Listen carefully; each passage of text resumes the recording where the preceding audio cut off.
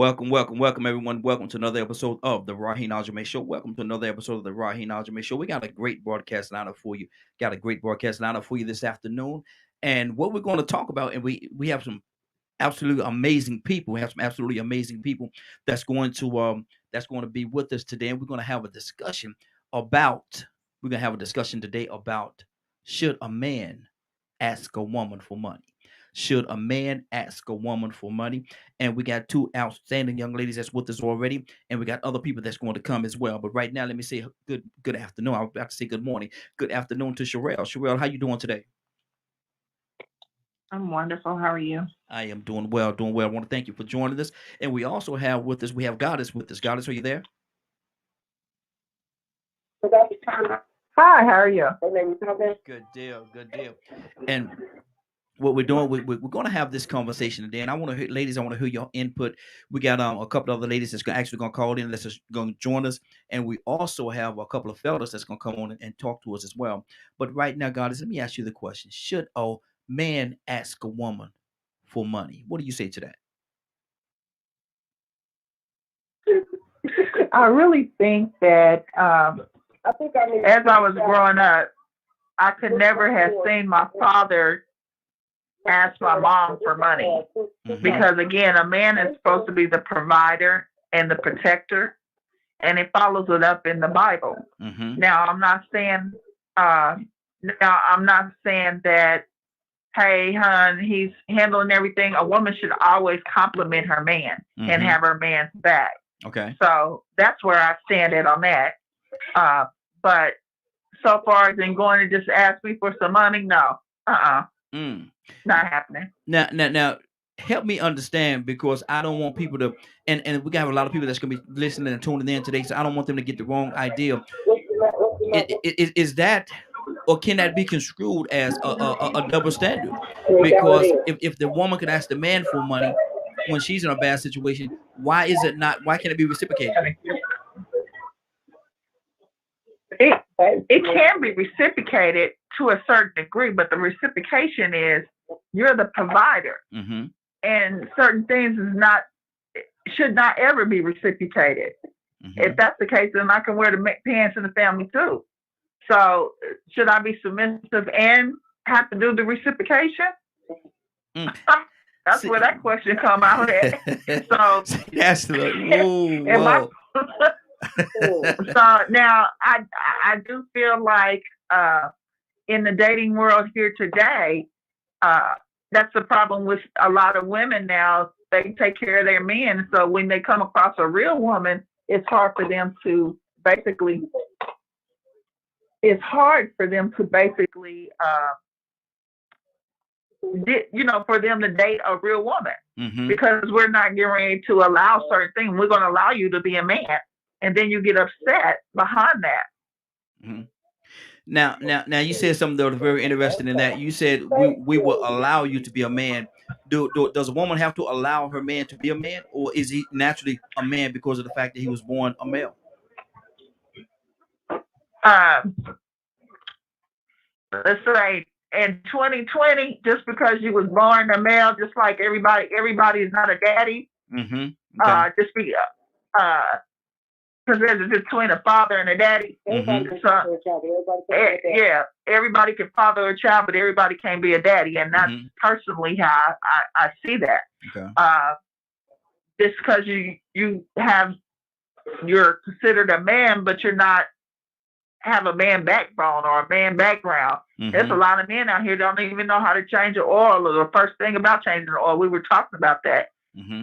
in some of our programs, and a lot of our young girls don't know what a real father is. Mm-hmm. So they tend to deal with negative attention instead of positive attention, and I mean it's just a trickle down theory. But where do you take that from? Because back in the 60s, well, not the 60s, but the 70s, more or less toward the 80s when they started putting, or the late 70s, let's say, when they started getting welfare and putting people on welfare and removing the fathers out of the household Mm-hmm. in that systematic uh, situation, that systematic system where they started putting women and removing the fathers out of the household and it caused the fathers, our families, to be to break up, and that became a major problem within our households. And so now our daughters don't have fathers, our sons don't have fathers. A lot of them are incarcerated, and also the women feel like they can do more than without a man now, and that's not true. We should not. I mean, we need a man in our household, and so that thought process is, and it's not even the fact whether we need one, but we should want one there. I had an excellent father and a mother, so I was really, really blessed. But I see here today how a lot of kids are growing up without a father in their household, and it's hard. These young girls are do not know anything about the father and daughter dance. They don't know anything about how a father is supposed to treat their, a woman. Okay. So it's I don't know how we're going to handle this, but this is something that is a major issue to our community, and reason why we see violence and money into our issues. Okay. See, my thing is, and maybe I stand on a different side of it. And I like to deal with on both sides of the coin when I deal with something. And I know that I understand a woman, she come to her man, she want money, blah blah blah. I understand that part, but my thing is, Sherelle, if he's in a situation, mutual line, everybody mutual line until we call on you, so we don't have that background noise. Mutual line for me, everybody mutual line for me. Okay, but my thing is this right here: if he's in a situation and he needs money, and you all are together, you all a couple, is it a bad thing that he come to you and ask you for money, Sherelle? I understand what she's saying. And I do agree to an extent with what she's saying, and I think I understand where you're coming from as well. So to go back to the initial question that you asked before I answer that question, is it a problem? Can a man ask a woman for money? Contingent upon the situation. I feel like, can a woman ask a man for money? Yeah, exactly. Hey, everybody, all my callers, if you're not talking, mute your line, because we get a lot of background noise coming from it. So make sure you mute your line until I call on you, so we don't have that background noise, so everybody can hear what's being said. Sorry about that, Sherelle. Go ahead. No, it's fine. So I look at it like, as if, can a woman ask a man? If a woman can ask a man for money, then a man can ask a woman for money. I see it like that, but I understand where she's coming from. But with that, as a provider. But see, isn't it a joint? Shouldn't it be a joint effort though? Shouldn't it be a joint effort where, if he falls short or something like that and he needs something, because a lot of people look at it, look at a man as being weak if he have to ask a woman for money. He's not necessarily weak. He may run into a stumbling block. He's not necessarily weak, and I agree to that too. That's why I said it's contingent upon the situation. We can look at this from two people can look at the same picture and see two totally different things. Absolutely. So at the same time, me personally, on my end, can a man ask me for money if I am with that man and I've made a commitment to that man, and he does fall short and he's been there for me? Of course I'm going to be there for him. You see what I'm saying? Yes. So yes, he can ask me for money. But I do understand her perception and where she's coming from with that. It's not. You can't really say it's a right or wrong answer to this. It's however you see it. Exactly. So in my opinion, yes, a man can ask a woman for money. If a woman can ask a man for money, a man can ask a woman for money. We kind of got to get out of that logic of what men should do and what women should do, because I can go out there and drive 18-wheelers all day, but let somebody tell it a man should do that, right? Yeah, exactly. So you see what I'm saying? So that's what I'm saying when I say that. And it does date back to a lot of things in history and stuff like that. So I do completely agree with what she's saying to an extent. Okay. Like I said, there's no right or wrong answer to this. It's however you perceive it. But in my opinion, can a man ask me for money? Yeah. Now, if I don't know you from a can of paint and I'm just talking to you and you're portraying to me like you some big time person, but all of a sudden you need something. I didn't make a commitment to you that I was going to take care of you. Yes. So therefore, no, you cannot ask me for a dime. You know what I'm saying? But see, it goes many ways with this. So that's why I say it's contingent upon the situation. Okay. You know what I'm saying? I don't think it's a right or wrong answer here, but I do see where she's coming from with her answer. Okay. You know, and as a man, you guys are going to rebuttal that answer and see it from your level of perception. But she has a valid point as well on what she's saying, just like you have a valid point. You know, your question was, can a man ask a woman for money? Not, can a man ask a woman for money if he falls short? You see what I'm saying? So that wording is everything. Exactly. So that's why I say it's contingent upon the situation. Good deal. And we got a couple of callers on the line, and anybody that want to be a part of the conversation, you certainly can do so. I encourage you to give us a call. 678-381-1973. 678-381-1973. Again, 678-381-1973. Callers, hold on. I'm coming to my callers in just 1 second. I got Rico with everybody. Mute your line. We got that background noise going on. Mute your line for me. Got to make sure they have the best quality. Everybody mute your line. Good deal. Appreciate it. Now, let me see, Curtis. I see that you're with us, Curtis. The link didn't work for you. Curtis, you there? Hey, bro. Yeah, I'm right here, man. Did you get the link? I punched it in, and it's telling me that it ended at 2:12:31. Okay, I'm gonna send another one to you. I'm gonna make sure I want to get you on the video side. So give me 1 second. I'm gonna send that link to you one more time. But hold on, I just got it. I just got a new one. All right. Okay. Yeah, come on in. I'm gonna enter it in. I'll call right back. All right, good deal. Rico, let me ask you this question, Rico. Is there a level of reverse discrimination when we think that a man can't ask a woman for money? Is there some kind of reverse discrimination there, or not discrimination? What's the word I'm looking for? God, it just escaped me, man. But what do you think about that? Well, that really depends on the mindset of the person. Double standard. Double standard is the word I was looking for. That depends on the mindset of the person. The people make that a double standard. But really, truly, some issues that we have, we complicate them and we really don't have to.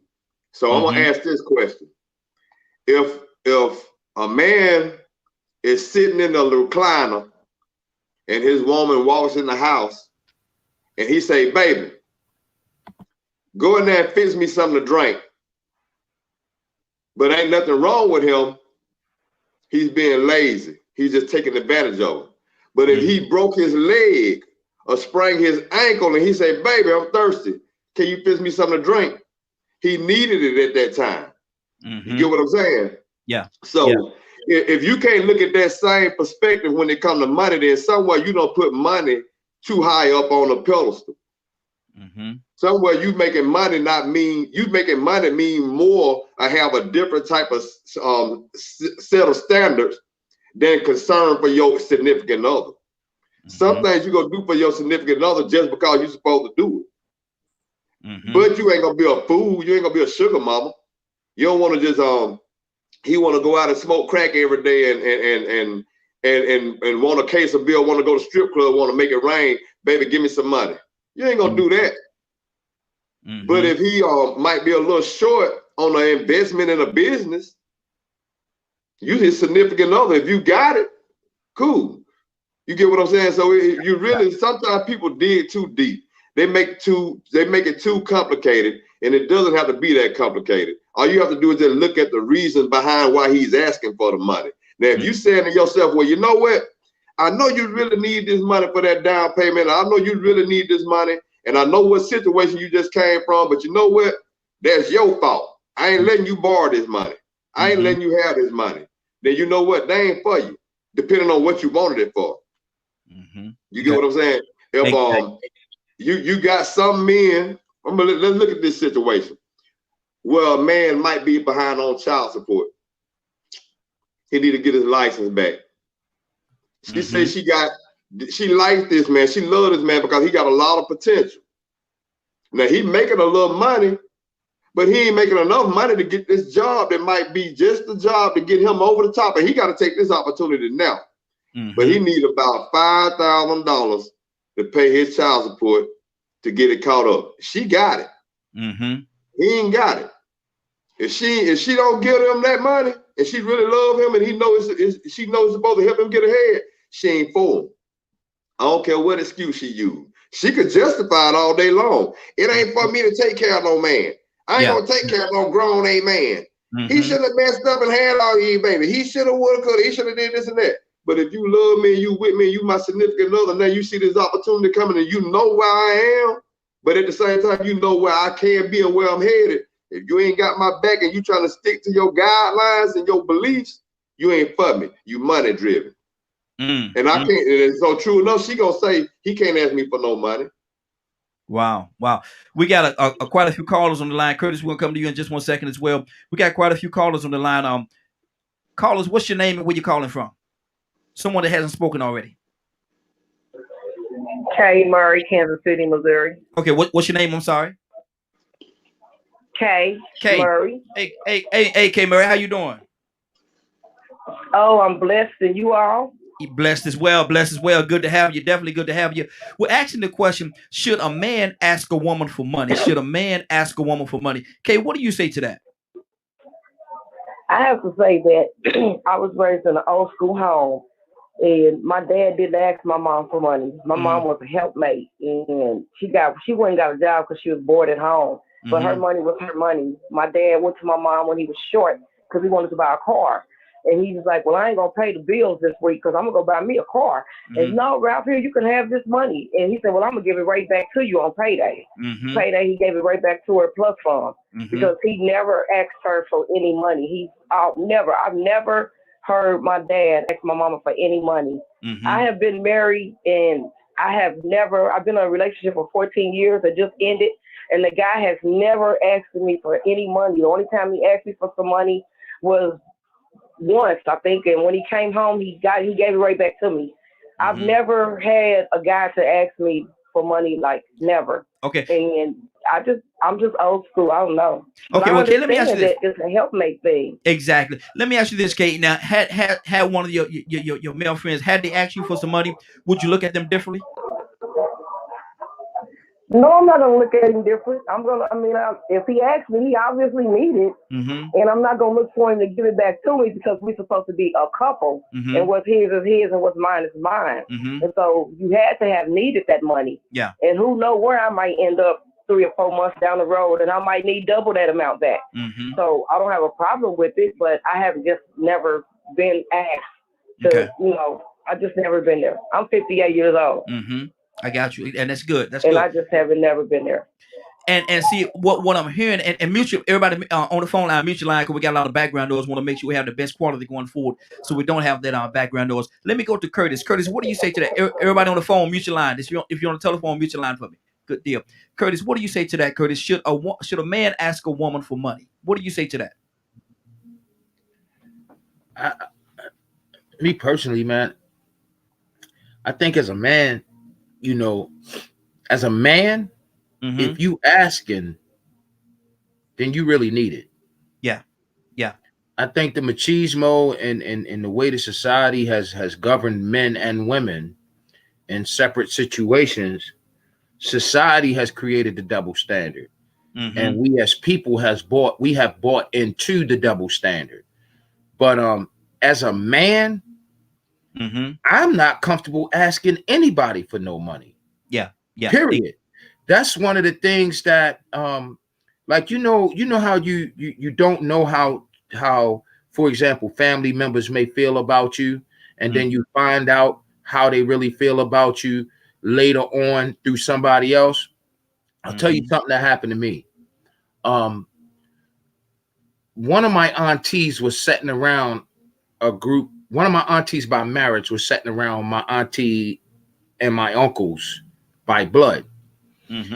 And the older folks was having a conversation, and my auntie said, out of everything that has gone down, and out of all of our nieces and nephews, she said, I respect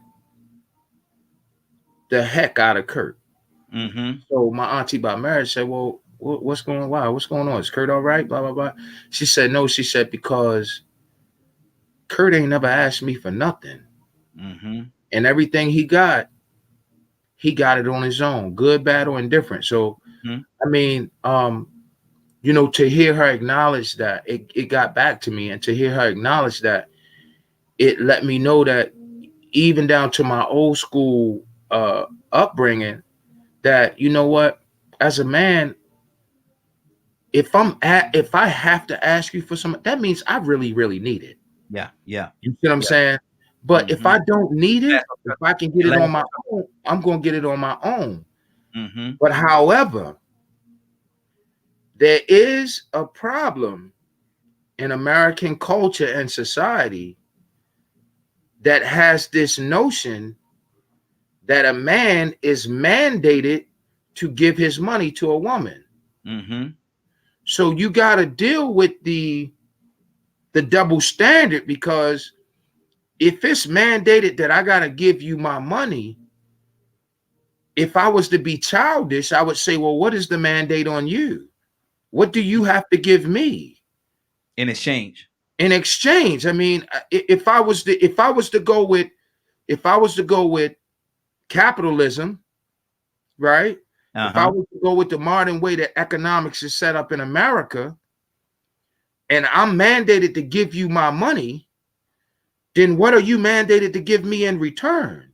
You see what I'm saying? And if that's your ideology, and I said this, me and my ex-wife had this conversation a few years ago. If you taking money from a man and you a female, then please understand that the rules to the game change. No, I'm just saying, man, I could be wrong, bro. But well, there's a lot of different layers in what you're saying. There's a lot of different layers in what you're saying, and some people may take that as almost like a proposition. Some people could take that as a proposition type situation, because there's an exchange of money. So what are you giving the money for? And so there's a lot of different layers there, man. But let me do this right here. The phone lines are open: 678-381-1973. 678-381-1973. The phone lines are open. If you want to be a part of this conversation, you're more than welcome to give us a call. We do have another caller. Caller, what's your name? Where you calling from? Caller, what's your name? Where you calling? Tucson. What's going on, sir? How you doing? All right, how about yourself? Hey, doing good. I'm going to ask you this question, brother. Should a man ask a woman for money? What do you say to that?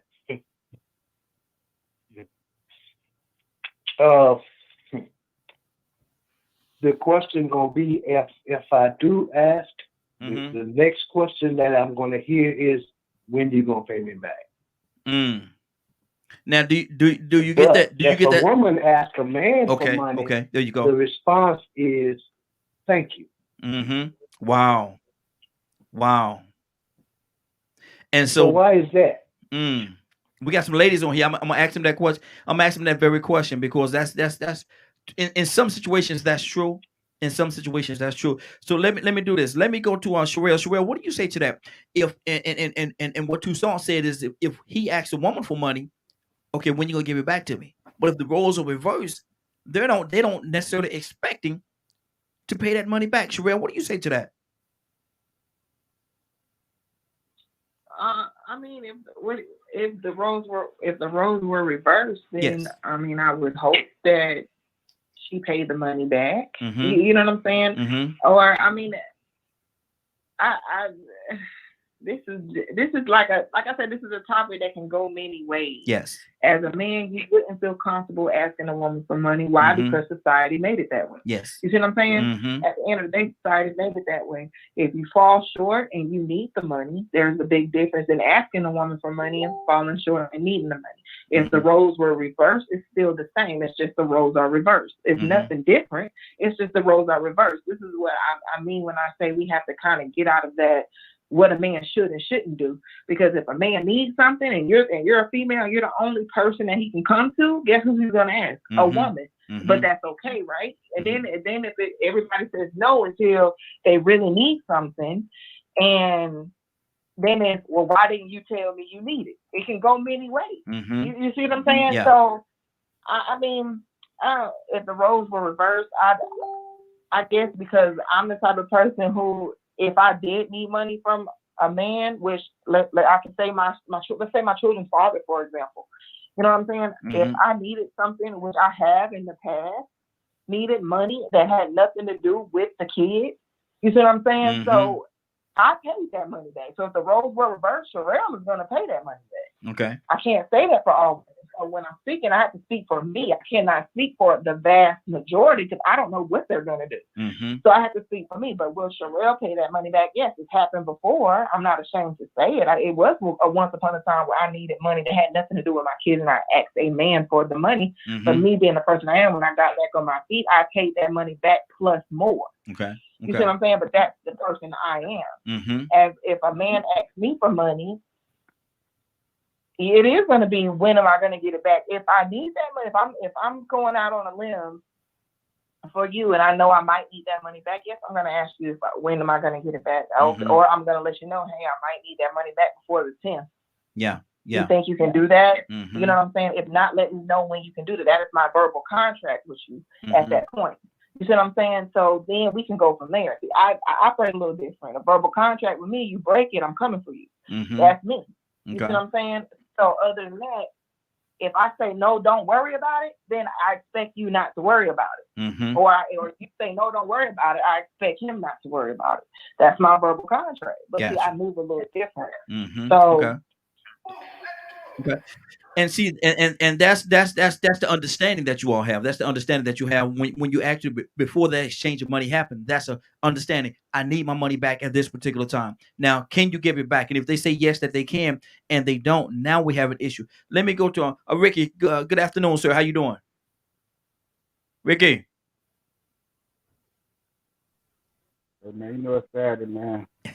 Yes, sir. Football. Yes, sir. Look at here, man. I'm asking the question, man. Should a man ask a woman for money? What do you say to that? Should a man ask a woman for money? Yeah, he's comfortable with it. I mean, that's up to him. Bring your camera up. Just bring your camera up just a little bit. It's cutting some of your head off there.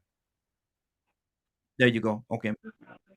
I say speak for every man, because I mean that's a little bit that's a little question. But for me, I mean, have I done it? Yeah. I mean, that's life. Yeah. Things happen. But I mean, do I think that did I feel any way about it? Did it make me less? Did it indict me any kind of way? No, because I needed it. Yeah. Yeah. Like I said, I needed it. But see, and that's the thing right there, because a lot of times what happened is society. I'm not even gonna say the person that's giving you the money, but society will try to make you feel bad about having to go to the young lady and ask her for money. A man ain't supposed to do that. A man's supposed to provide for himself. A man's supposed to have this. A man's supposed to have that. But at the same time, everybody falls short from time to time. I see you, Rico. What do you say to that? I was gonna say, Minister Neil. What do you say to that, Ricky? Well, again, that's what society says. Yeah. What I said, money.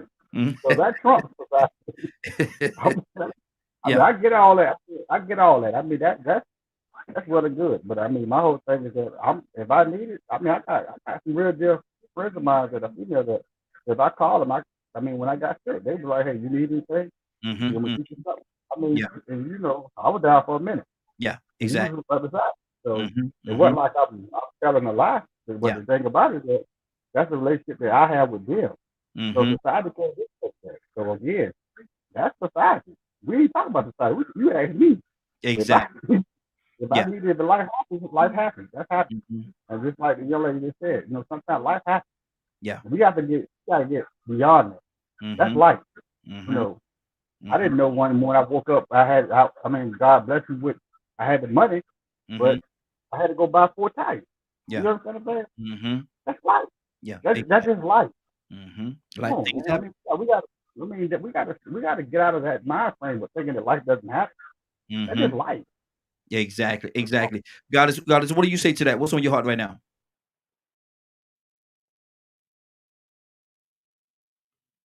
Goddess, you there? Unmute your phone for me. Yeah, I'm here. Okay. I just had to take it off the mute. What was the question again? What do you say to that, man? And he's absolutely right. Well, they're absolutely right. Life happens, man. And sometimes you can find yourself in a situation where you just need somebody. And if she's the one that can provide that for you, why should a man feel bad for even asking her? He should never feel bad. And let me just clear this up real quick. My daddy always told me he never had to ask me, do I need this or do I need that? Because a man who's into you should know what you need. That's number one. Number two, 9 times out of 10, you should know what he needs. If there's a good, clear communication, you know exactly what's going on in the household. Like, I knew my daddy he liked going to work in jeans.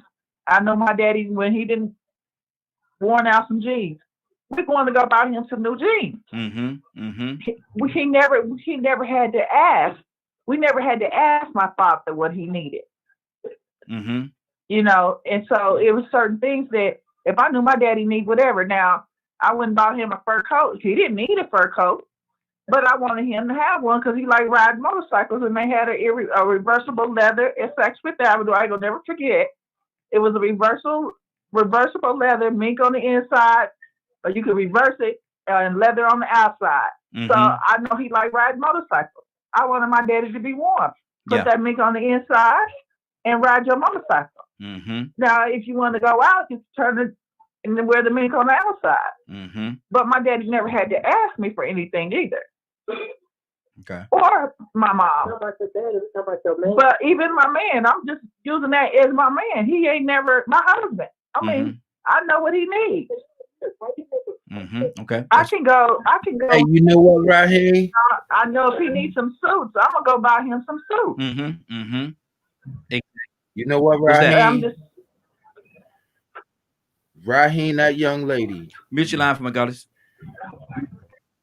That young lady just truly gave an instructional class to young women following her and to women everywhere. Listen, a man should not have to ask his wife or his girl if they in a committed, they together. As a man, I should not have to ask you for things that I need. Just like you should not have to ask me for things that you need. We are supposed to be in tune with each other. That, like, for example, like with my wife, right? If I get some extra bread, I'll come in and say, hey, babe, don't worry about your car payment this month. Don't even worry about that. Take this money, go on and pay your car payment. Or, hey, you paying your car, she'll sit down. Sometimes she sat down and she'll be paying her credit card bills. I'll get up, go in the kitchen, I'm cooking dinner. I go in my pocket. I might grab $200 out my pocket, come back and hand it to her. Take that. What's this for? That's for the money that you're ready to spend on your credit card bills. Or I'll give her the money prior to her even paying her bills. Like, take that. You're supposed to be in tune with one another. See, I think, you know what, man? Did you ever look up that Tupac video I told you to look up, where he was sitting in the studio and he started talking about Trump? And this was in 1996. And he said, he was talking about America and how greedy America can be. And he like, you know, if you got a check for $86 million, there's no way in the world that there should be somebody in your community that is starving and homeless. He said, but the problem that we're seeing in America is everybody is just on some gimme. Yeah. Nobody wants to be of service. They want to be served. So she just gave a real distinct instructory to a lot of women, letting a lot of women know, hey, baby girl, you need to be in tune with who it is you seeing. Because he shouldn't have to ask. Like her dad, like I remember who was on our call one time that said they was out cutting the grass and they didn't understand why they've been out here 2-3 hours cutting this grass in this heat. And their significant other didn't even bring them a glass of lemonade. Yeah. Wow. As soon as you walk back in the house, oh, and I need you to go on and hang this sheetrock over here.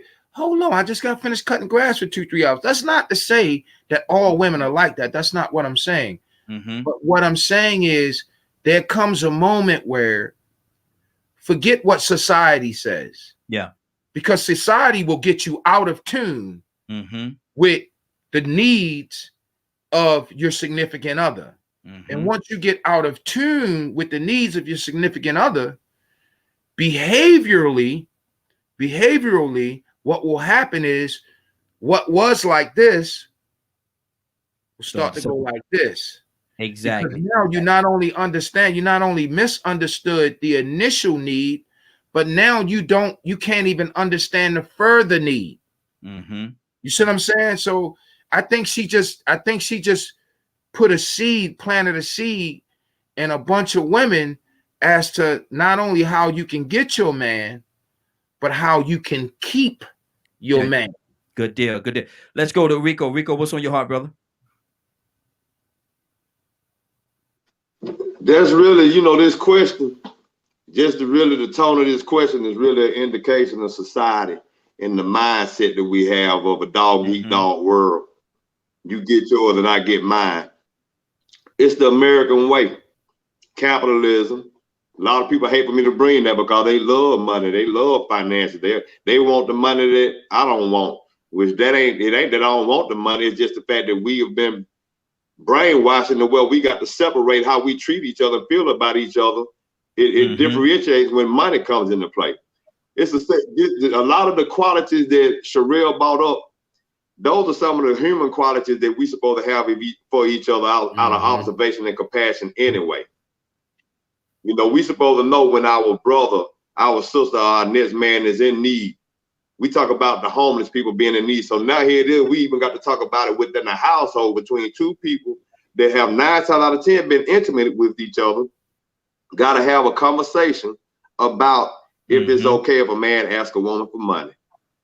Now, that situation and that conversation is probably had more in the Black community more than anything, because Black men probably have to do more asking than white men. Imagine that. That we probably in a situation where we got to ask more than white men for a little bit of help. The history wouldn't predicted that probably would happen. Some things are domino effect, but we don't pay attention to that. So that's the biggest argument. Toxic masculinity plays a part in that. So now here it is, we're being held to a standard that a white man or that a white man didn't have to be held to, because they got the advantage, they got the control, they got the power. They didn't have to really ask too much from their women, but to just obey. They didn't even have to ask, they just took them like they did from everything else. But now here it is, we got to be expected to provide and not ask for any help. Wow. Don't blame it on nobody and don't ask for no help. So now here it is, we walking around as men. Not only are we ashamed of asking for help, but we're too proud to ask for help. Then we don't like being turned down, because we might expect to get turned down, because as Black men, we have been turned down and denied for a long time. Exactly. For a long time, we've been turned down and denied. So it's a little painful to ask for help anyway. It goes beyond the pride of just being a man. You shouldn't have to ask your woman for no help. We don't want to be told no anyway, because somebody gonna say, you a man. What kind of man is you to come ask me for some help? So imagine all these good men running around here needing help. Do you think a lot of times, Rico, and I want to go to Kay as well. Do you think a lot of times a woman will lose respect? That's what we worry about. That's why that's already a lack of respect when they're saying, what kind of man gonna ask his woman for some money? What kind of mindset is that to even think that a black man won't be in a situation where he might need to ask for some money at some point in time for a little help, a little assistance? Yeah. You get what I'm saying? So now we ashamed to ask for this help, and then we wonder, okay, guess what? The question is now, why we can't find no quality with black men? Why all these black men running around here struggling? Because they don't want to ask for no help, baby. Yeah, exactly. I don't want to ask for no help. I don't like asking for help. I don't want to ask for no help. Not even from friends, because I don't want to be turned down, number one. And number two, I don't want to be told that I shouldn't be asking for no help, black man. You shouldn't be asking for nothing. You a man. Wow. Kay, what do you say to that? What's on your heart? No, I was just telling my friend, I said, we having this conversation, but in today's time, in reality, we have a lot of relationships where it's men and men, it's women and women. And I'm gonna be honest with y'all, I see women, and when I tell you that other woman is taking care of that woman, she don't ask and need for nothing. My daughter and them got a friend, the girl pulled up in a brand new car. Some of my girlfriend bought this, and when she came in the house, I was just thrown to the floor. I was like, whoa. She got a rock on her finger out this world. She don't go to work nowhere. Amanda is well taken care of by Lane. Lane worked for Coca-Cola. She went and got a second job and some more stuff. So I was like, I don't understand this. Like, I'm so lost behind it. Like, I see so many different relationships, and they don't ask each other for money because Lane said, I'm portraying to be the man. I'm going to take care of you. I'm going to do everything that you need done for you. Now, they just broke up 2 weeks ago because Lane found out Amanda been having a job, period, and then went and got a second job. And she never knew she was working because when she go to work, she was going to work too. They never knew it. Like, they life was that much different that she was able to hold down 2 jobs with Lane not knowing. And it's just horrible. And personally, asking for money and all of that, I feel like my mama did. She went out and bought my dad's clothes, my dad's underwear. My dad made sure she had the money to purchase the things she needed, purchase the groceries that we needed. And I just never really heard my dad be short. I got boys and I raised them the same way. Like, to take your woman out of those overalls or those hard-toe, steel-toe boots and that helmet and put her back in lingerie, and then you're gonna be better off because she's a helpmate to you, not a slave mate. And I don't know. I'm just a thing, and I don't think like me coming in there and I need some money. The only time I ever heard my mama ask for money is if she was out shopping and seen something she wanted. She come in and say, Ralph, I seen something. He said, well, Francis, how much was it? Oh, it was about $300. Well, here, go get it. That's the only time I ever heard my mama ask for money. Other than that, I never heard my mama ask for money. Like, I just don't believe in it. And I tell my friend, if you think, you know that I got to pay bills. So why do I got to come and say I need $100? You already know I got to pay those bills. You already know that there got to be food in the house. You already know that you got to put clothes on your back. And if you're not going out there in Walmart buying underwears and socks and T-shirts, then that means I am. Just like I go fill my sock bag up, I'm filling your sock bag up. So it was always allowance money there for that. Like, my mama had grocery money, bill money, allowance money. It was no such thing as a car note. My mama had a car note. My daddy had a cash car. We're going to make sure you got a car note, and we're going to pay your car note, and I'm going to go give me a cash card. When we get ready to go somewhere, we're going to ride in your car note card. And that's how we was raised. But see, and see, there's so many different levels. We could do a whole series on just this one conversation, just this one question. We could do a whole series. You said something a second ago, Kay, about the young lady said, well, I'm playing the man role in this relationship. I'm playing the man role in this relationship. And to each his own, do what you do, but at the same time, that was very interesting that you said, and I'm playing the man role in this relationship. Toussaint, what's on your heart, brother? Toussaint, you there?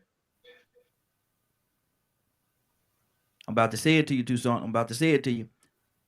Wake up and go to sleep. Wake up and go to sleep. Minister Neil, talk to me.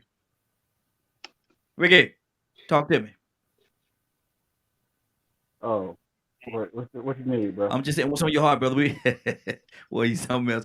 We got a lot going on right now, man. And the conversation is getting it's getting good. It's getting good. It's getting a little deep. I mean, I'm gonna say this, man, I'm saying this not to be cruel, but it's interesting that even in a relationship where there are two women, you still have to try to demasculinize a man because you're trying to make yourself look good and yourself feel like what you're doing is right. And I'm saying it to you, and I'm not even gonna go scripture with it. It's alarming that you telling me you gotta play a man. Think about that word, play. A man.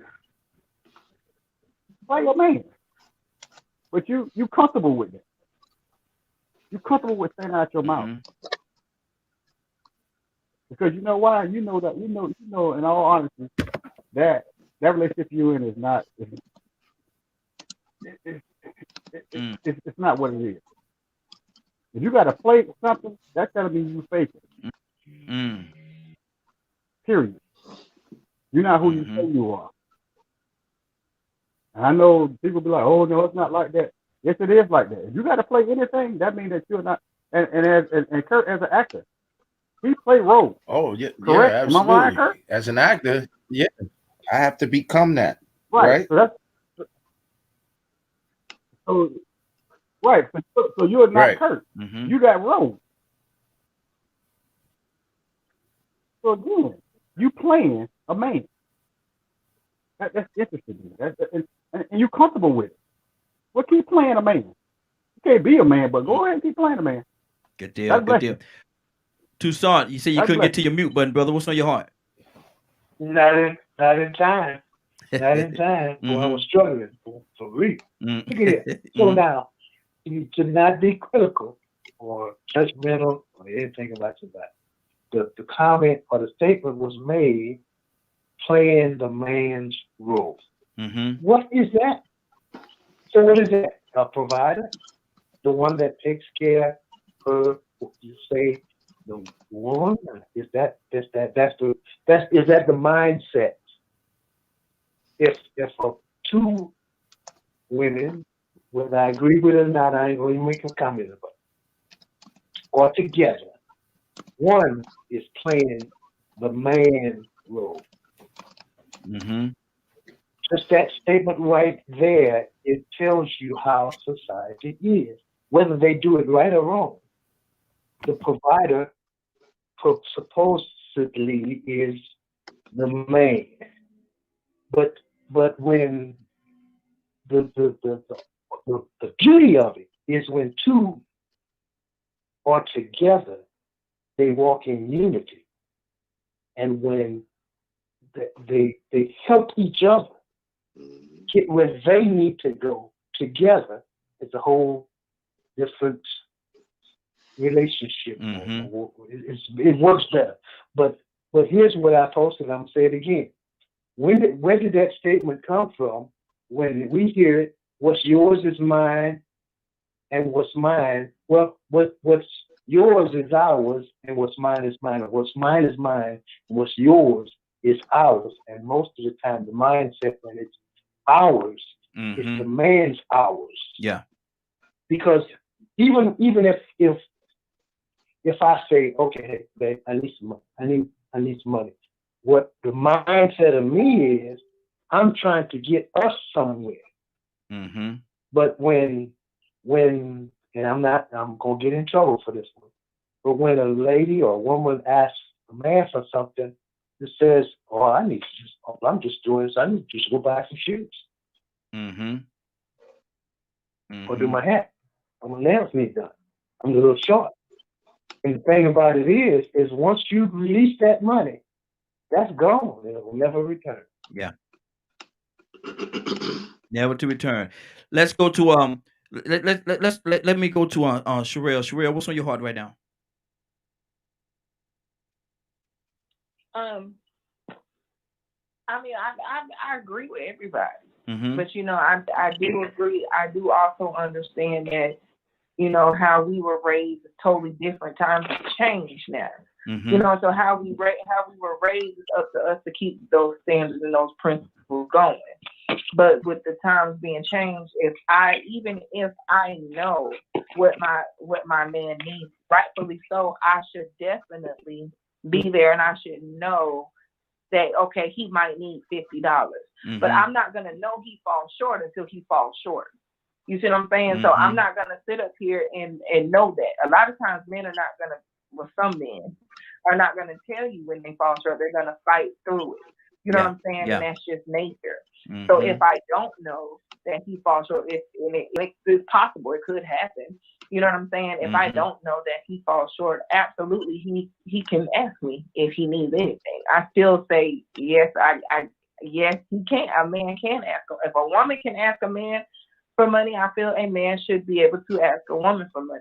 But like I said, I understand everybody's point of view when it comes to it. But I feel like if that's called balance. You know what I'm saying? And rightfully so, as a woman, we should know when he needs and stuff like that. Needing a shirt is different than needing money. You see what I'm saying? So that's why I say yes. I feel like if a woman can ask a man for something, a man should. I feel like me being a woman, I shouldn't ask you for something I cannot provide. You see what I'm saying? That's that balance right there. Yeah. You know what I'm saying? And I understand the concept of men are providers. Men have to do everything. Well, not everything, but men do this and men do that. But I am the type of person, I'm not going to ask you for something I can't give you. Yeah. Or I don't want you to ask me for nothing that you can't give me if I ask you for it. You see what I'm saying? So, and that's where I come from with that. That's where I stand with that. And if I'm with a man or whatever, I still say yes. If he needs something, you should feel comfortable to ask. Yeah. I get the concept of he shouldn't have to ask, but there's some things that we as women don't know that men need too. You see what I'm saying? There's some things that men don't know that women need until we open our mouth and say this is what we want or this is what we need. A lot of times that's just facts. You know what I'm saying? So yes, I still feel like a man. You can contingent upon the situation. I still say yes. Okay, good deal. We have another caller. Caller, what's your name? Where you calling from? Good afternoon, everyone. This is Annie from Mississippi. Annie, how you doing? I'm doing great. How are you? Doing good. And we asking the question today, and the conversation is getting real good. We asking the question: should a man ask a woman for money? What do you say to that? Well, just when I saw the subject, I just had to call in when I saw the topic, because if you're with a man that has been providing for you, and you guys are building together, and he makes, from time to time, that's okay, because you guys are building together. You have something. You're standing on something. You're trying. We're in a time now where women have turned this thing upside down, because many females, and I'm glad you brought the topic up this time of year, because many females are trying their best to get their boyfriend this new PS5 thing, but yet still you have no money. You're trying to buy these men things and give these men things and take care of these men and give them and hold them there in your house, and yet still you have no money. And I have a problem with that, because many women have turned this thing to a whole new, they've turned it to a new level, because they feel like they want to take care of a man. You don't take care of a man. If you are the title man, you are the head. That means head of the bill. Not just paying and paying the and I'm at the point now where Raheen, I don't even blame the men no more. I blame the female. Because a lot of them bring them in their home because all you want to say is, I got a man. Well, guess what? You don't have a man. You don't have a man. He's not a man. A man will provide. A man will not live off you. A man will not expect you to have 99 part-time jobs and he babysit. That's not what makes a man. A man will provide. If he got to cut grass, pick up cans, wash windows, that's what men do. But like I said, I'm not even blaming the men right now. I blame the females because they have made it, you know, they feel like if I can find you, I can keep you here in my presence, you will love me. And you won't be out there with other females. Well, you know what? If you broke, go enough anyway. You broke, go find another female. That's how I see that. You say if you broke, go find another female. ASAP, yes. Wow. Okay. We got another caller that just came in. But right now I want to go to Christy. She was strong. What's going on? Hey everybody. Excuse my hair. How are y'all? Hey, doing good. That must be Miss Annie. There you go. I want to ask you this question. Should a man ask a woman for money? Coming to you, Rico. Should a man ask a woman for money? What do you say to that? You know what? I'm gonna say this. If I'm for real, it depends on the situation. If you're in a committed relationship with someone, you have a wife, y'all been doing things and some things that happen, transpired to where his health has went down or something majorly has happened. He done had a heart attack or stroke or something like that, and he's no longer able to be the man that he was. I don't see nothing wrong with a woman stepping up and doing what she got to do. You are a TAM, you a team, you are one. And if he is down, you need to be strong. And it's vice versa. And I see all the time where men have no problem taking care of a woman, no problem with being in a place. But when the roles somehow get reversed, maybe he can't find a job and maybe he needs to be at home with the children or doing things in the household. And that's fine. No one has to put a specific role on somebody. Your life and what you have going on in your house is what works for you. You are that machine. Y'all do what y'all have to do together, regardless of what people say. Now, let me go back some. Now, I ain't saying if you're a single woman and you doing it on your own, and then you get somebody to come into your house and y'all are not married and y'all just playing house or whatever you doing, then yeah, that brother needs to take care of his own things. You have to state what you want from the beginning. I've never been a woman to where I have to put titles and roles on men or women, because you never know what the situation may be. So I'm not saying that a man should never ask a woman for money. And I'm not saying that they should not be able to accept things from a woman. But don't make it a habitual habit, and don't make it to the point to where you're just totally, completely, and dependent on this woman unless there is a reason to be. Wow. That's my take on it. Good deal. Rico, you had something with your heart, brother? Oh no, actually I wasn't, but I can't come behind her. You know, I think we have to make sure that, I ain't gonna say make sure, whoever is in that situation that has to make that decision. I hope it's not a situation where a man is being enabled to become negligent, so he can always go back and just blow his money and do what he want to do, and then baby, because that happens. He'll take it for granted. He got that gravy train. So what we're saying is it's not cool for a man to come in and try to look for a sugar mama. It ain't cool for a man to come in looking for a woman that could be his crutch or be an opportunist.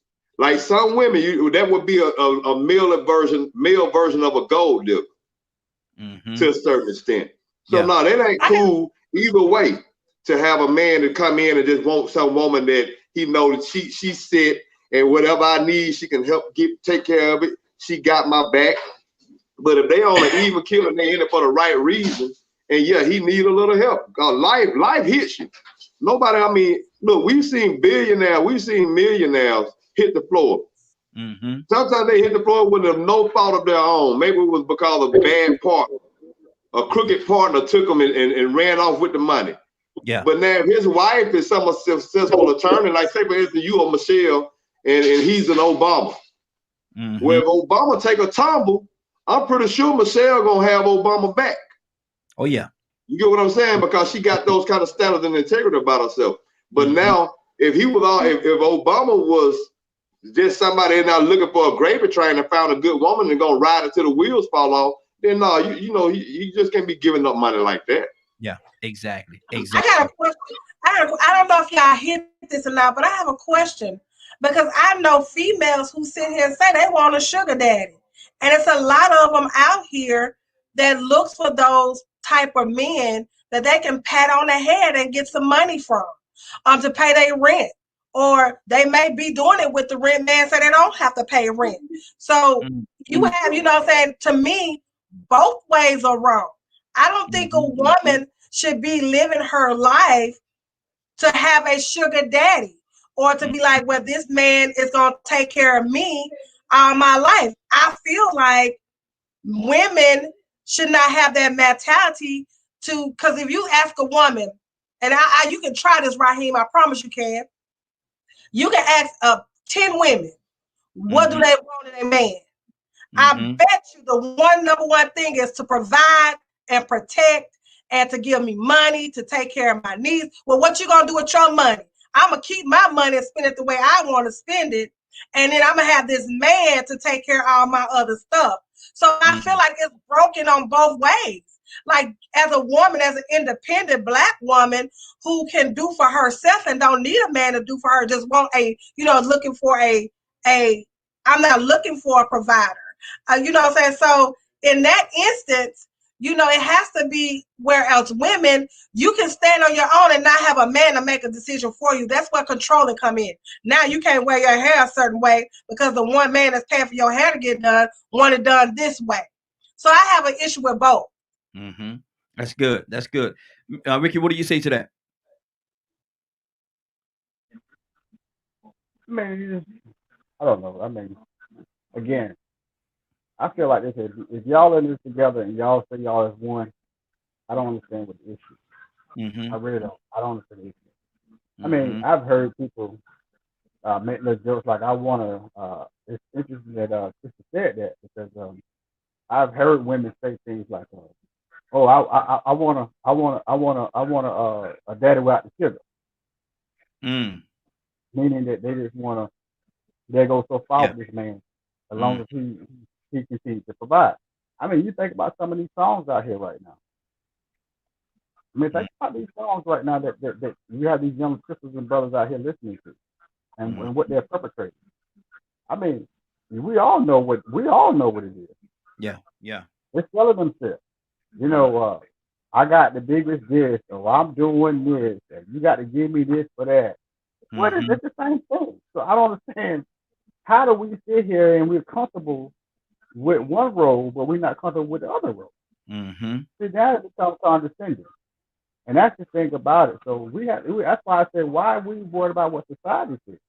Because apparently society is telling us that it's okay for her to go out here and sell her body. If you listen to those songs, that's the context of a lot of the songs. Yeah. I gotta have this, and you gotta have this kind of money, you gotta have that kind of money. But again, we go back, we gotta look at what's being perpetrated in y'all say society. So why are we letting society dictate what's the relationship between a man and a woman? That's between y'all two. And if y'all is one, y'all is one. As long as you have God in the midst, guess what? Y'all gonna continue to be as one. So the rest of that stuff is minute to me. That's coming from me as a preacher now. Because as a preacher, I'm gonna tell you, if it ain't written, I'm not gonna do it. Period. Exactly. Sherelle, what's on your heart? God is coming to you next. Nothing. I'm just listening. Okay, good deal. I'm listening. God, is anything on your heart right now? Yeah, it's a lot on my heart. Come on, let's talk about it. Let's talk about it. As I always start, I'm just gonna really, really, really keep it real. Let's be real honest here. Okay, there's two situations here. One situation is we married, we're in a relationship, we're in a committed relationship, whether we married or not, we're in a committed relationship, we living together, we making things happen. Okay, I know where you're supposed to stand at, you know where I'm supposed to stand at. Okay, now the problem gets when men are out here dating, okay, and when you dating, you really don't know that individual. So you don't know what that person wants because you're dating her and you're dating her and you're dating her. So now your finances have got real low, and you can't afford to take care of everybody and know exactly where they want. So that's where and then you go with the women. The women, she mess around with this dude, that dude, and she got a sugar daddy. Mm-hmm. Well, I ain't upset about the sugar daddy, because if you want some sugar, you're gonna have to cut. You're gonna have to take care of that person. That's how that goes down. But see that takes me back to the what I was saying earlier when I was talking about the proposition type situation. When I was talking about the proposition, because you say you're dating all these different people. Somebody got a lot of background noise coming from the line. Mutual line, we got a lot of background noise coming from somebody's line. Don't know who that is. But when you start talking about stuff like that, and you're dating all these different people, and then you're running out of money because you don't spend the money here, you don't spend. What exactly are you buying though? I mean, what I mean, my thing is what are they selling, and what are you buying? What that's kind of troubling to me. Kurt, what's on your heart? Oh, go ahead, sister. I want to say this. Have anybody ever watched the movie Nuts with Barbara Streisand? Boy, she put it so close. She said everybody's a prostitute to the system, period, altogether. Mm-hmm. And she told the judge that, because in the movie, and I had never kept it so real. She was like, well, what do you expect? You married to this woman, you taking care of her. Now, unfortunately, it's an actual commitment, and it's a marriage or whatever you want to call it. That's just like the old African proverb. You ain't supposed to marry no, you know how they have 12 different wives. You can't have no more wives than what you can take care of. That's how they do it over there, or the Muslim countries and all that. You ain't supposed to have no more wives than what you can take care of. See, but see, my issue with that, sister, and I'm not disagreeing with you. I'm not saying that you're wrong, because I want everybody to voice their own opinion. But with that mindset, again, mutual line, because we got a lot of background noise. We got to keep our quality right. Mutual line for me. Okay, my thing is this right here. That's almost like saying, if I'm talking to a child, and from a childish mind, you paint that picture. It's almost like you're saying that marriage is just a legal form of prostitution. It's just a legal form, because now you got papers, but the same situation, the same money exchange is being done, and it's just now it's just legal. It's illegal because we got papers. Kurt, what do you say to that? You said you came to me? Kurt, go on. Kurt, I come to you next. Okay. What do I say to what I just said, Kurt? You gotta listen to me, man. You gotta. Kurt. No, I'm listening to my frat brother. Just left my house, man. I was listening to both y'all. My apologies. Said that pretty much in a nutshell, and she didn't mean it. I heard her heart, man. I heard her heart when she said she didn't mean it this way, but I'm saying a person could take what she said and say that marriage is just a legal form of prostitution, because now, because there's always a money exchange going on, and so what's happening with that is it's just a legal form of it, because there's papers involved. What do you say to that?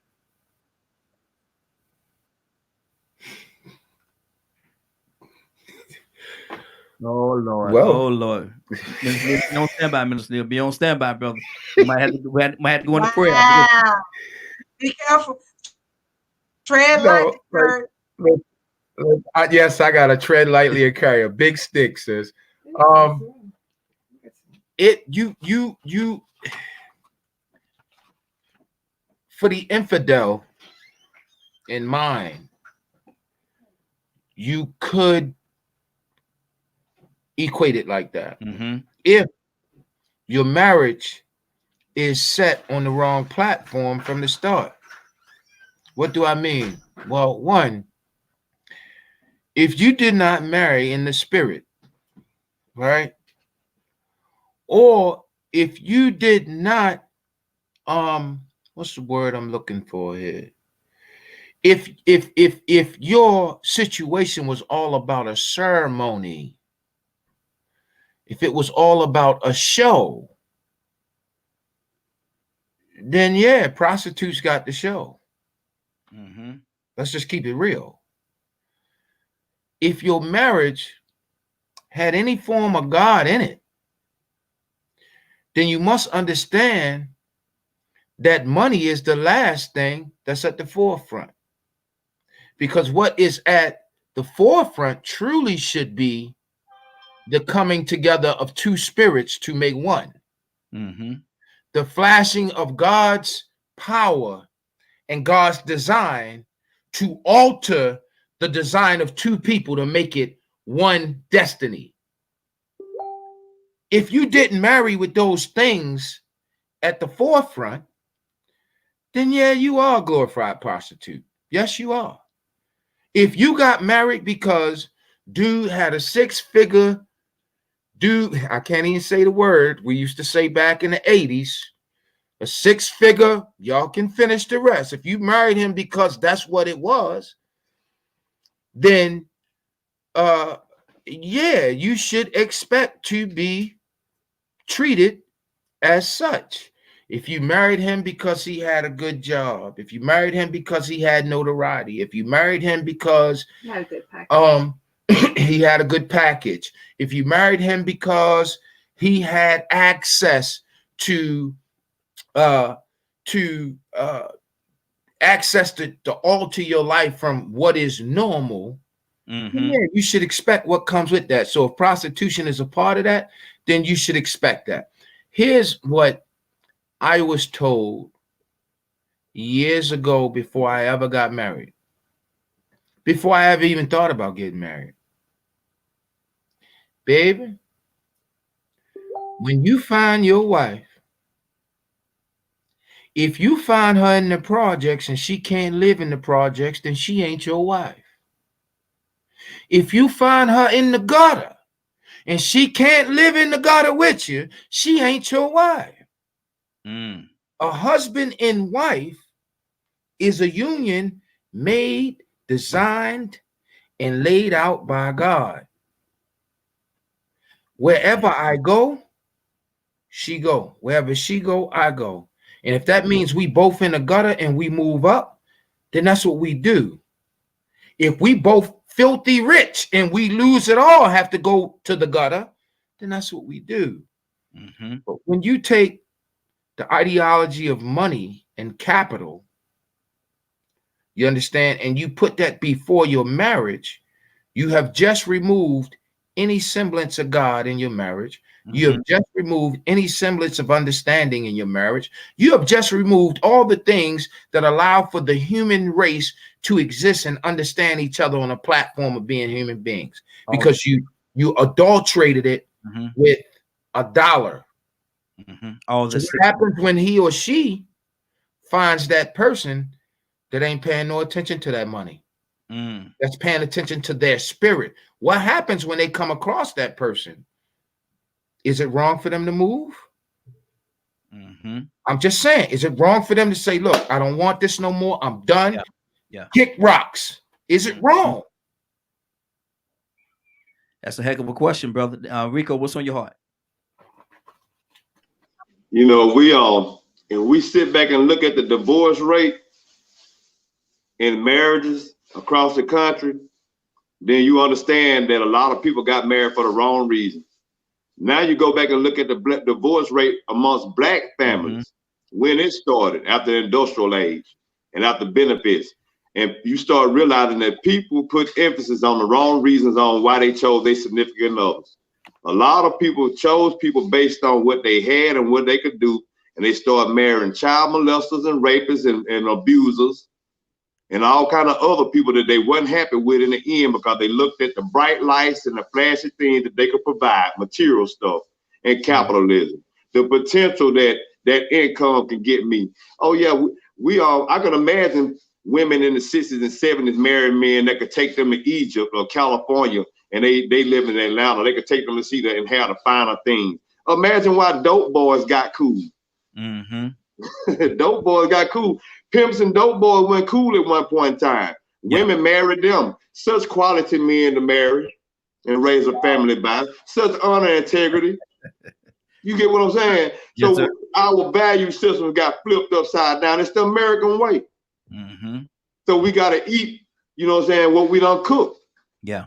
We got to reap what we done sow until we get our values right. This question shouldn't even be a question. Exactly. Let me go to Shira. Shira, hold on. I said I'm gonna go to Donna next, and then I'm coming to you, Shira. Donna, what's on your heart, brother? I just heard something about there, and that's a culture where a man shouldn't take on no more wives than he can take care of. Quote. Okay, so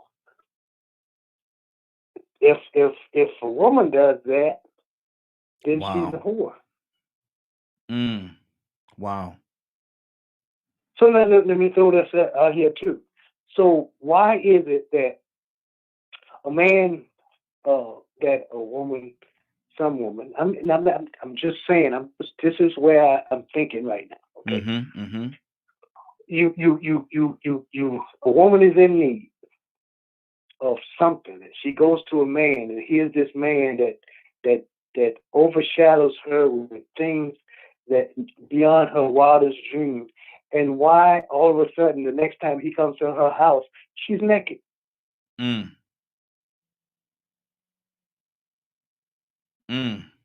Wow.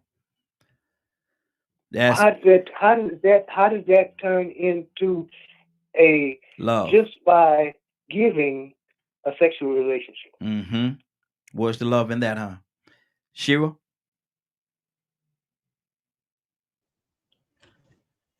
Look, so I'm gonna say this. When we're talking about marriage, it's evident that people get married for the wrong reasons. Just like that's just like you have light, there's darkness. Just like you have God, you have Satan. Just like you have angels, you have demons. And people a lot of times don't know what they're getting into when they do get married. Because when you're married, there's work. It's not like it's just, oh, you get married, boom, everything is great, honky dory. There are gonna be some happy times, there's gonna be some sad times, there's gonna be some difficult times. And financial problems are one of the number one reasons why people get divorced in America. Because we see that fast life, we see things that we want. You have things that occur in jobs, and we was talking about benefits. Do you know that if you're on benefits and you get married, you get none or less than what you get if you're single? So if you look at that and you look at how you want to take care of your family, how you're going to take care of your children, even right now, these times of COVID, where you have COVID taking up control, where unemployment rate is at its highest, food is at its highest, things are going on right now where people are not spending the way they normally spend.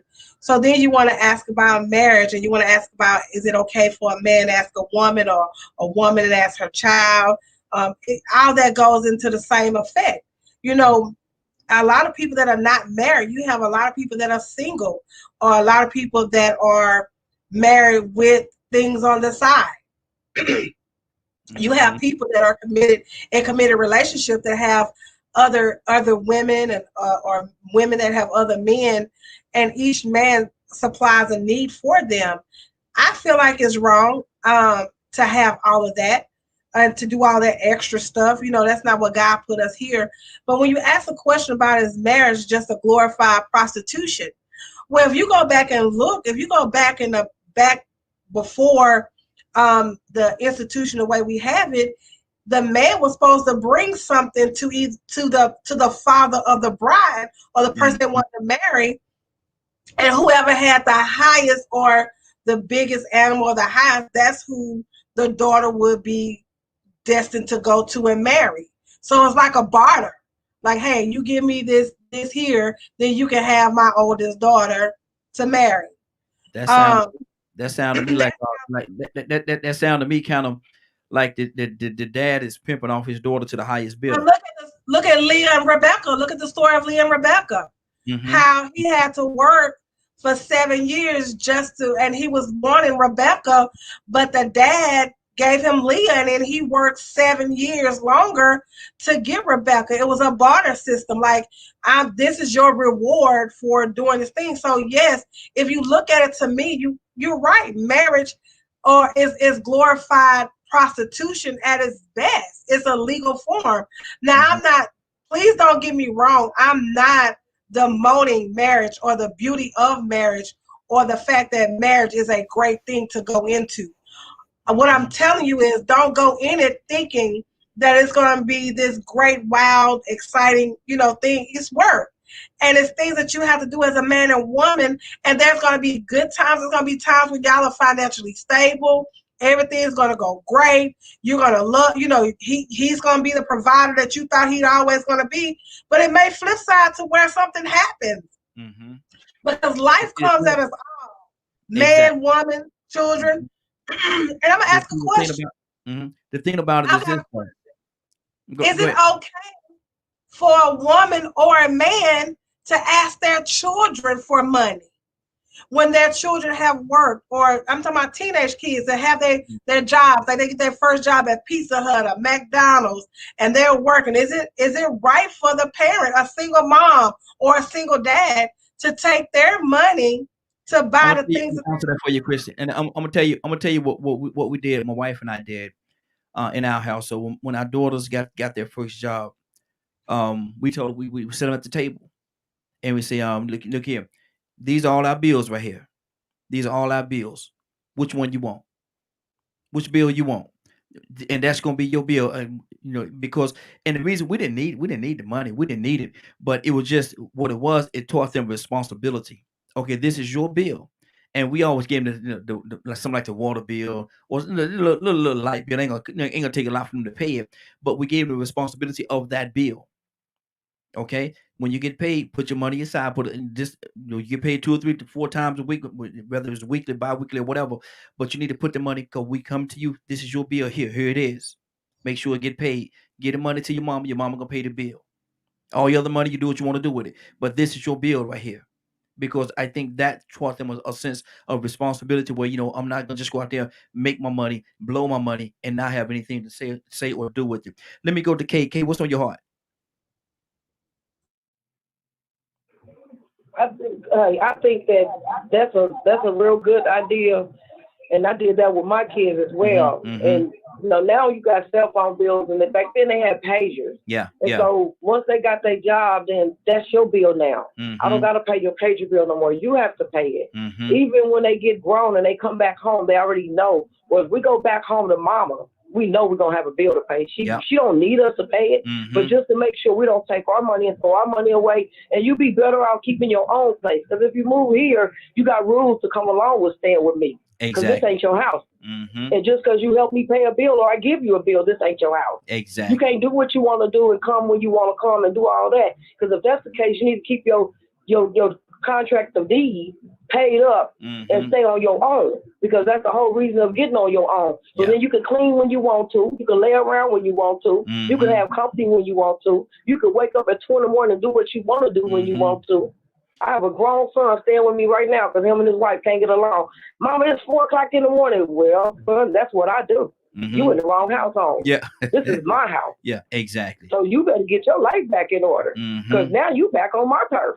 And this is mine, my ball game with my rules. You got some work. And I get up at 4 in the morning and prepare to get on the prayer line. Look at, well, you got some work to do then, because if you can't agree with it 4 o'clock deal, you got some work to do, because we do 4 o'clock right. Work to do. Exactly. Sherelle, what's on your heart, sister? I'm listening. I'm still listening. Working and listening at the same time. There you go. There you go. Definitely appreciate you, sis. Definitely appreciate you. Goddess, anything on your heart right now? Well, seems like I started a good one, huh? Well, I just really, I just want people to know that, what you start off with is what you're going to end up with. And that's where the problem lies. And there's a lot of women out here that got a man just to say they got a man.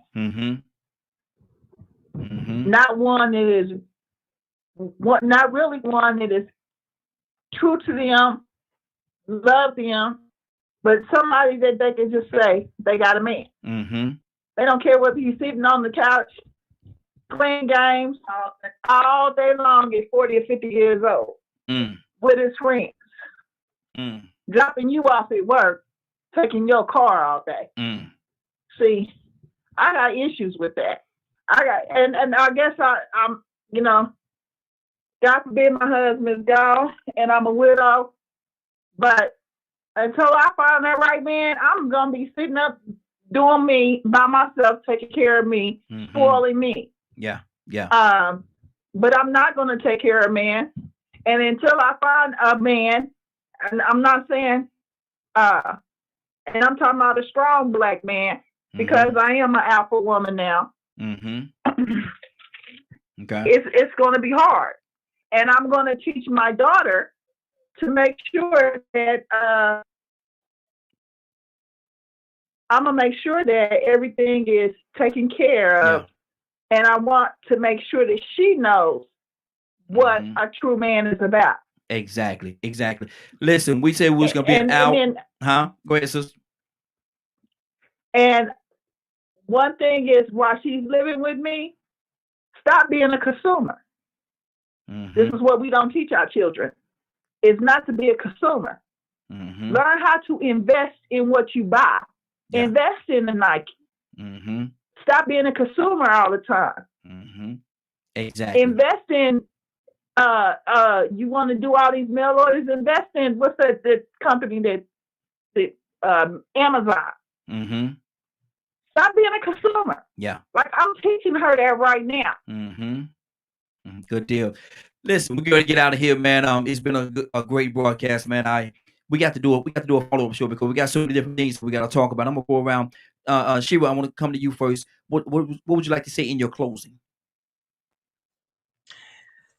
In my closing, I just want to say I love you guys. It has really been a pleasure and a joy to be on here, to Goddess, to everyone that I haven't mentioned. Just remember that if you are a woman, and if you have to stick your hand in your pocket a lot of the times during your relationship, you may want to step back and see what you're investing in. It's just like the young lady say, quit being a consumer.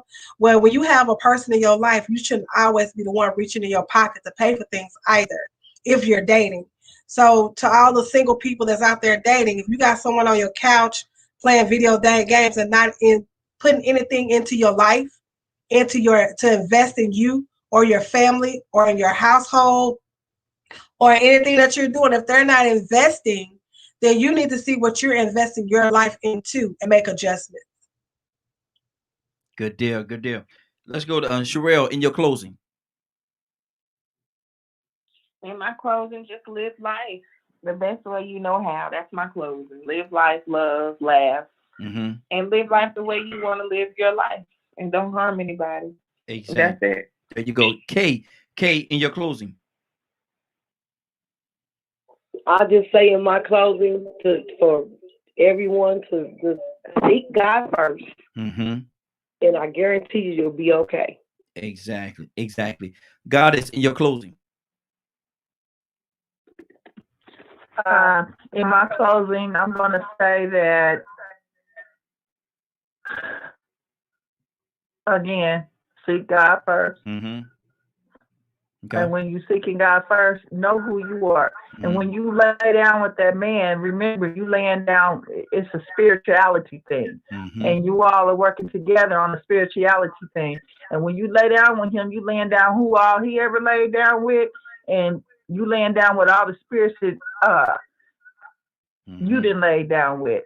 So you take your time, you cleanse yourself. Exactly. Because you don't want to lay down spirits. Absolutely. Kurt, you get a confusion with that relationship. So. Absolutely. That's good. Curtis, in your closing.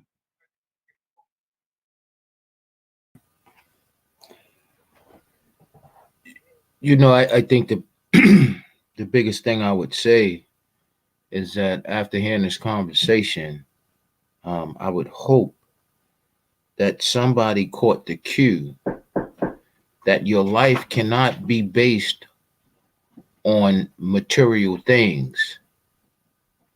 That's what I would hope was caught and understood out of this whole entire conversation.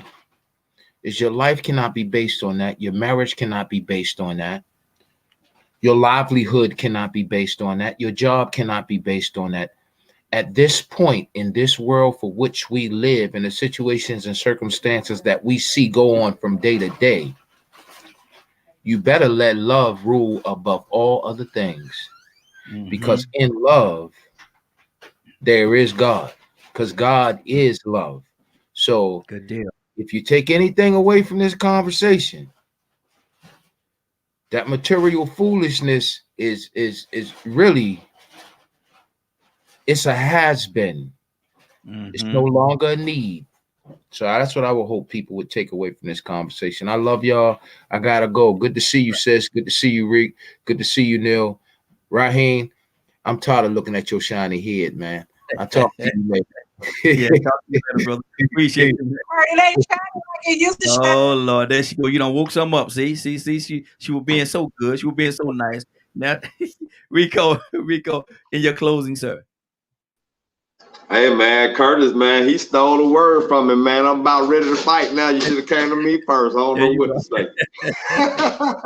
Hey, look, man.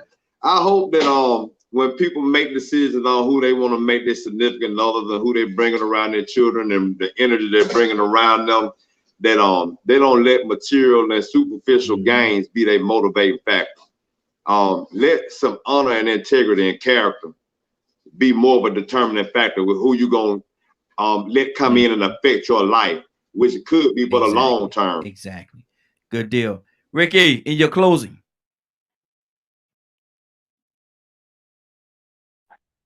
Man, this game here, boy. I tell you. But again, you know, I have been listening, and I must say this. I'm gonna just say this to you. One thing about marriage, we have to understand something. It's not a bucket list.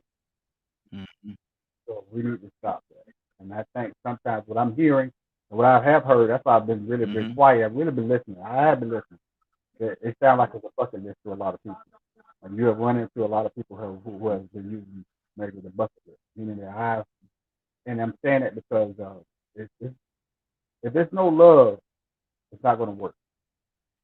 So understand that, and we have to get that understanding. That's the foundation of marriage, is love. And I tell people that all the time. So again, you know, God bless you. You caught me right. I you about to go in. Boy, I was about to say something to you, boy. He's trying to be slick with that old Pittsburgh man. You trying to be slick with that man. You go, man, if you don't put that mess down, man. Oh no, but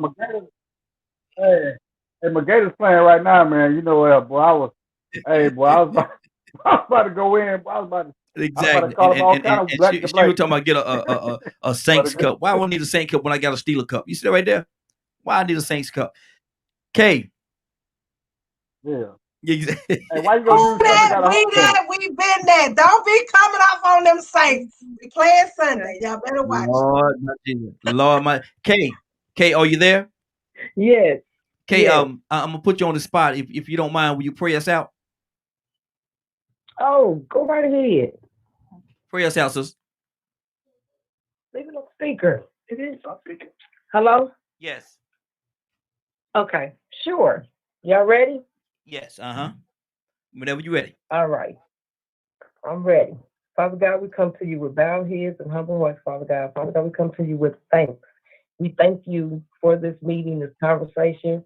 We ask you to keep each and every last one of us, guide, direct our path, and just have us to do what you'll have us to do, speak the way you'll have us to speak, walk and talk and all of that, Father God. We ask you to bless our families, our children, our loved ones, all those that we don't know, Father God, are sick, are shut in, our authority figures, Father God. You know who they are, Father God. All spoken and unspoken prayers. We love you and we give you praise and we thank you. If we had 10,000 tongues, we couldn't thank you enough. In your sweet Son, Jesus' name. Amen, amen, and amen. God is good. Amen. Amen. Good deal. Good deal. We're about to get out of here for today. It is now, man, we say it was going to be an hour. It was almost here for 2 hours almost. But it's been a great broadcast. We got to do a follow-up on this one.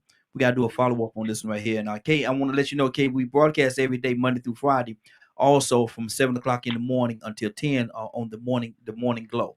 So if you get an opportunity to join us there as well, Monday through Friday, right here, same situation. Monday through Friday from 7 a.m. until 10 a.m. 10 p.m. Lord, that'll be a long broadcast. But from 7. You know this is guidance. So I didn't hook her up. There you go. Hey, good deal. Hey, tell me. That's what we do. There you go. Make sure y'all come back. God, you know you always welcome. So y'all come on back and join us, man. We here every day. And you never could, and just know you never could put a child of God on the spot. Remember that. They stay ready. There you go. Exactly. It is now what is it, 3:56, the game going on. Evidently something happened that Minister Neil didn't like over there, because I don't know whether that's a good sign or a bad sign. He rocking back and forth like that. Roll Tide ain't rolling. Roll Tide is not rolling, so we ain't even worried about them.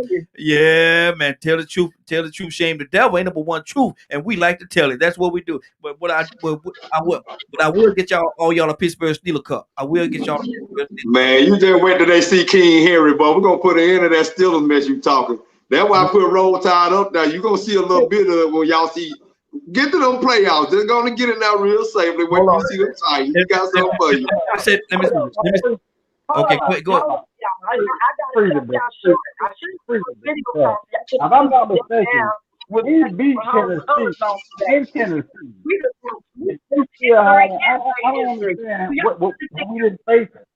And by the fact, I was thinking on the head like 7, 8 yards. He had been averaging 1 season. Again, I'm trying to figure this out. I'm confused here. Everybody mad, bro. Everybody talking at the same time. I can't hear nothing. Nobody. Well, they angry. Man. And if the Steelers win the Super Bowl, and look, if the Steelers win the Super Bowl, that Monday morning you're gonna be doing a show by yourself. There you go. Look here. You gotta understand, Minister Neil Steeler too now. I ain't about okay, well you be together. That's why he's talking mess. You know what, you see some of King Henry too. You gonna get some of it.